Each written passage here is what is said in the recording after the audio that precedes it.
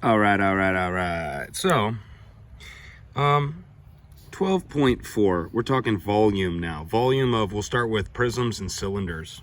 So, as you know, the volume of something is how much space a thing has inside of it. And so we're talking about solids, we're talking about three-dimensional things like a box, for example, right? Volume is like how much water or whatever can you pour in that box, so to speak.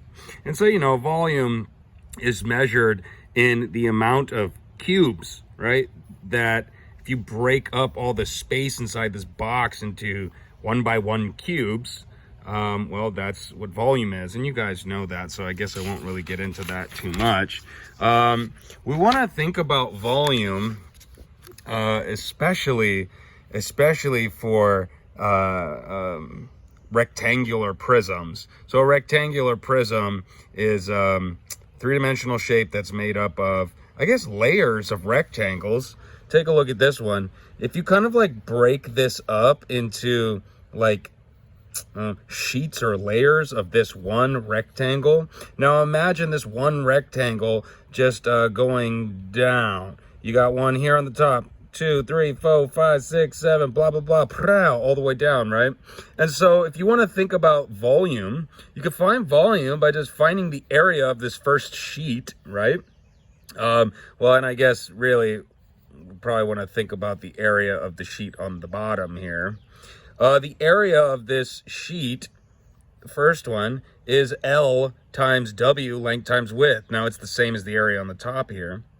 Now, once you find the area of this first sheet, you can find how many sheets are in there by looking at the height. The height represents how many sheets are in there, so to speak. So if you multiply area of the top times the height, you'll get the amount of volume, okay? So the volume here, length times width times height. But it's good to think about it like dividing this piece up into sheets, so to speak, because that's a good way to imagine the volume.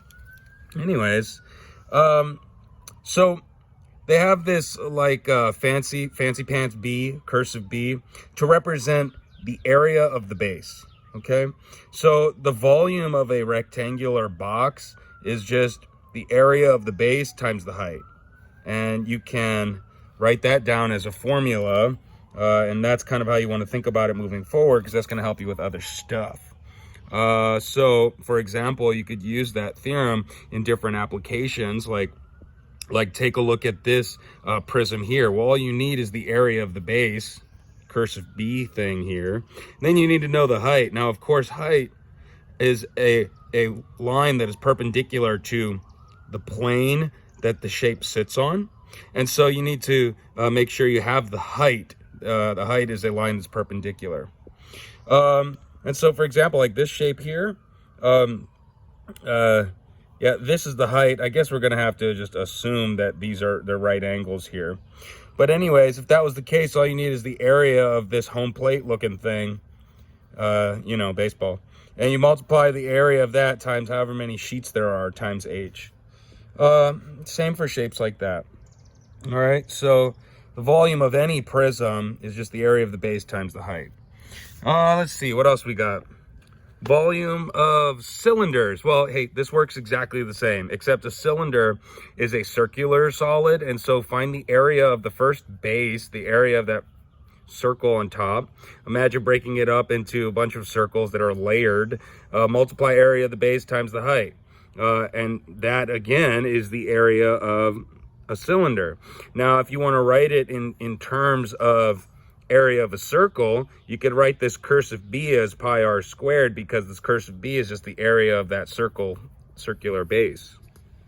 All right.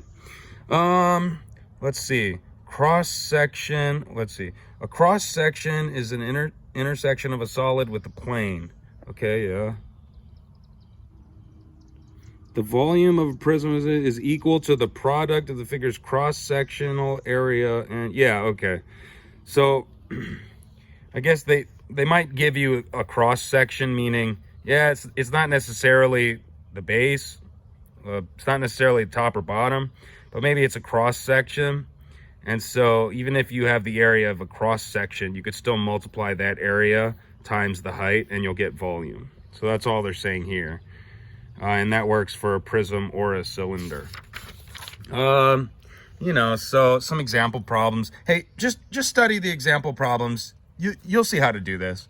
All right, thank you. Bye. Hope all is well. Here's my foot.